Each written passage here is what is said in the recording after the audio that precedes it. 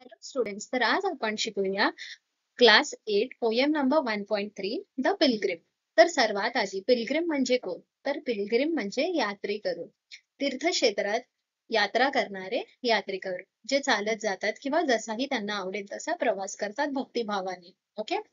तर ही स्टोरी आहे ज्याच्यात एक पिलग्रिम आपल्या वाटेवरून चालत असतो आणि चालता चालता त्याला एक दरी मिळते मोठीवाली.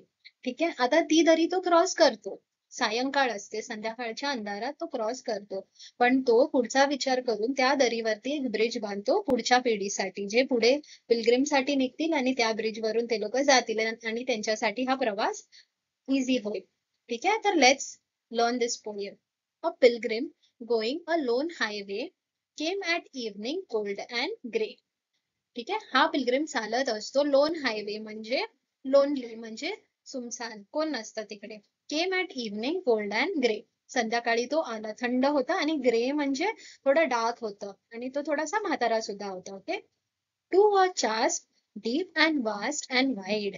आता चास म्हणजे काय? दरी. ओके.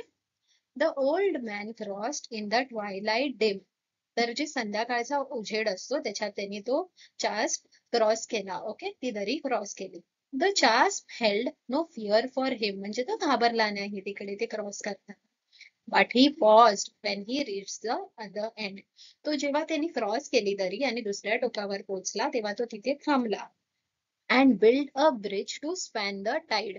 स्पॅन द टाईड म्हणजे जे लाटा येतात, जे भरती ओटीच्या सामना करण्यासाठी त्यांनी हा ब्रिज बांधला. ओके.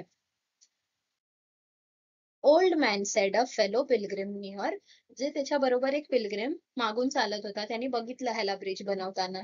तर त्यांनी ह्याला विचारलं की, ओल्ड मॅन म्हणजे म्हातारा माणूस, आपण त्याला ओल्ड मॅन म्हणतो. Why waste your time in building here, म्हणजे तू तुझा टाइम इथे का वेस्ट करतो इकडे हे ब्रिज बांधता. Your journey ends with the close of the day. You never again will pass this way.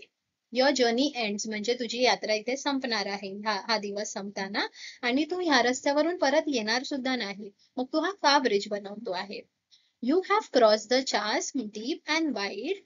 Y build ये हिअर ॲट इव्हनिंग टाईड.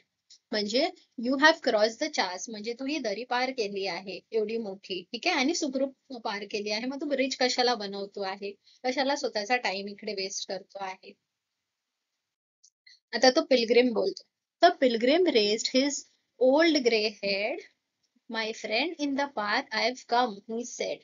आता हे बघा, हेड आणि said, here the poet has used rhyming words. Mostly poetic effect देण्यासाठी ना rhyming words use करतात. हे बघा, today, way, me, be, dim, him. So these are all rhyming words. ठीक आहे. My friend in the path I have come, he said. तर तो Pilgrim आपलं डोकं वरती करतो आणि त्या फेलोला सांगतो की माझ्या रस्त्यावरती मी आलो आहे. There fellow wait after me today, म्हणजे माझ्या नंतर सुद्धा माझ्या मागून येणार आहेत pilgrims.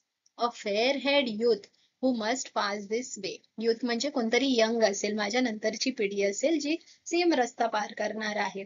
The chasm which held no fears for me, to fair head youth may a pitfall बी.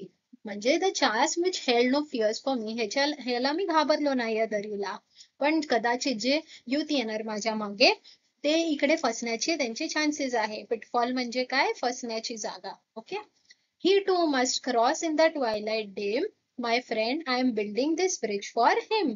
तर ओल्ड मॅन बोलतो की हे ब्रिज मी त्याच्यासाठी बनवतो जो माझ्या नंतर येणार. ते युथ असू शकतात, ते इथे फसू शकतात रात्रीच्या काळोखात, म्हणून मी हे ब्रिज बनवतो आहे. तर ही पोयम लिहिली आहे एनॉनिमस. एनॉनिमस म्हणजे ज्यांनी आपलं नाव दिलं नाही आहे, किंवा ही खूप जुनी असेल पोयम. ठीक आहे. So I hope you got to know the entire lesson explanation. Next काय एक्सप्लेन करू हे तुम्ही कमेंट सेक्शन मध्ये मेन्शन करा, and I will surely help you. Thank you.